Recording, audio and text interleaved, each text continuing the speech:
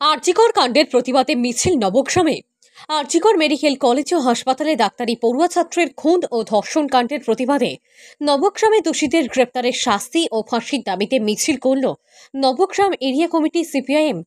মিছিলের নেতৃত্ব দেন পার্টি নেতা মুকুল মণ্ডল, হাবিবুর রহমান, সঞ্জীব পান্ডে সহ আরও অনেকে। বৃষ্টি মাথায় নিয়ে সিপিআইএম কর্মী সমর্থকরা এই মিছিলে পথ হাঁটেন। মিছিল শুরু হয় সিপিআইএম পার্টি অফিস থেকে নবগ্রাম ব্লক মোড় হয়ে নবগ্রাম বাসস্ট্যান্ড মোড় পরিক্রমা করে পুনরায় পার্টি অফিসে এসে মিছিল শেষ হয়। মিছিলে সাধারণ মানুষের সাড়া ছিল চোখে পড়ার মতো।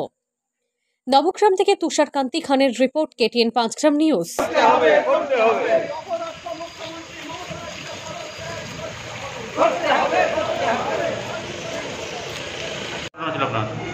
আজকের ঘটনা হচ্ছে গত 8 তারিখে, আগস্ট মাসের 8 তারিখে আরজিকর মেডিকেল কলেজে একজন পড়ুয়া ডাক্তার,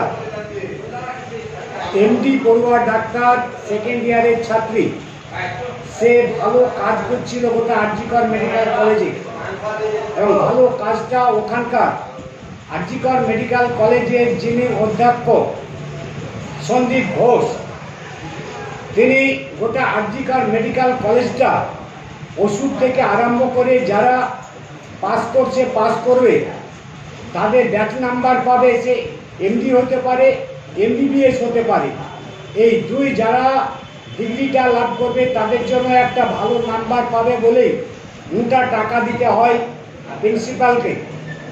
এবং এই মেয়েটা মমিতা দেবনাথ, তিনি একজন ভালো ছাত্রী মেডিকেলে, তার স্বপ্ন ছিল, তার নিজের ডায়েরিতে লিখেছে যে আমি এখানে গোল্ড মেডেলিস্ট পাবো। এবং যখন এই ওষুধের কারবার, 2 নম্বরই কারবার চলে, তখন ডক্টর মমিতা এটা জেনে ফেলেছিল, যেটা আমরা ফেসবুক মাধ্যমে সোশ্যাল মিডিয়ায় দেখতে পাচ্ছি। এবং তিনাকে বলেছিল এটা যাতে বাইরের কোথাও কোনো হসপিটালে বা কোনো ডাক্তারদেরকে না বলা। তিনি বলেছিলেন এই রকম অন্যায়, আমরা রুগীর সেবা করার জন্য ডাক্তার হয়েছি, তার জন্য এটা অন্যায়, এত অন্যায় বরদাস্ত করব না। তার খেসারত হিসাবে তাকে দিতে হলো। সারা ভারতবর্ষে আমরা কোথাও শুনিনি একজন মেডিকেল ছাত্রীকে তার ডিউটিরত অবস্থায় রাত 2টো ডিউটি করে সে একটু রেস্ট নিতে যাবে ঘুমন্ত অবস্থায়, এইরকম একটা বর্বরচিত অত্যাচার, যে অত্যাচার বর্ণনা করলে চোখে জল আসে একজন আমাদেরও।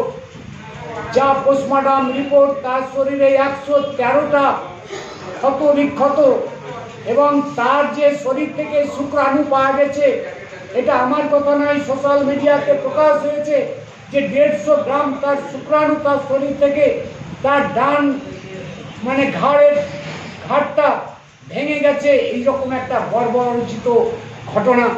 এবং যে প্রিন্সিপাল ওই ঘটনা ঘটালো, দিনে 10টার সময় বললে আমি পদত্যাগ করলাম অধ্যক্ষ থেকে, আর রাজ্যের শাসক দল, স্বাস্থ্যমন্ত্রী তথা মমতা ব্যানার্জি তাকে আবার 3 ঘন্টার মধ্যে ন্যাশনাল মেডিকেল কলেজে তাকে অধ্যক্ষ হিসাবে নির্বাচিত করলেন।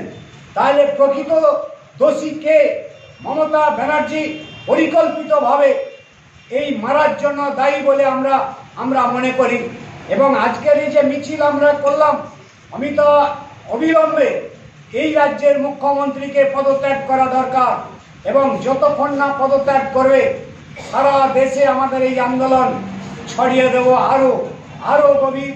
সাধারণ মানুষকে আমরা বলবো এই রকম মুখ্যমন্ত্রী যদি থাকে তাহলে আপনি লক্ষ্মীর ভাণ্ডার, আপনার জন্য লক্ষ্মীর ভাণ্ডার অ্যালাউ করেছে, কিন্তু আপনার ঘরের লক্ষ্মী সুরক্ষিত থাকবে না। এই রকম একটা বর্বরচিত ঘটনা বারবার। একজন ডাক্তারের খুনের মূল্য বলছে 10 লক্ষ টাকা রেড ভ্যালি দিচ্ছে, আমরা ভাবতে অবাক লাগে। আমরা একজন কমিউনিস্ট পার্টির কর্মী হিসাবে আমরা বলতে চাই এইরকম মুখ্যমন্ত্রী যতদিন পশ্চিম বাংলায় থাকবে ততদিন আমাদের ঘরের মেয়ে কোন এরা কেউ সঠিক থাকতে পারবে না।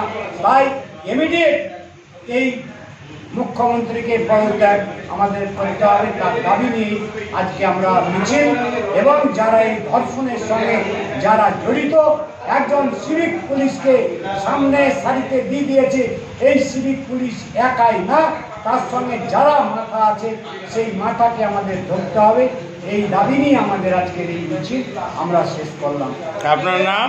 আমার নাম হাবিবুর রহমান, সিপিআইএম নবগ্রাম এরিয়া কমিটির সম্পাদক।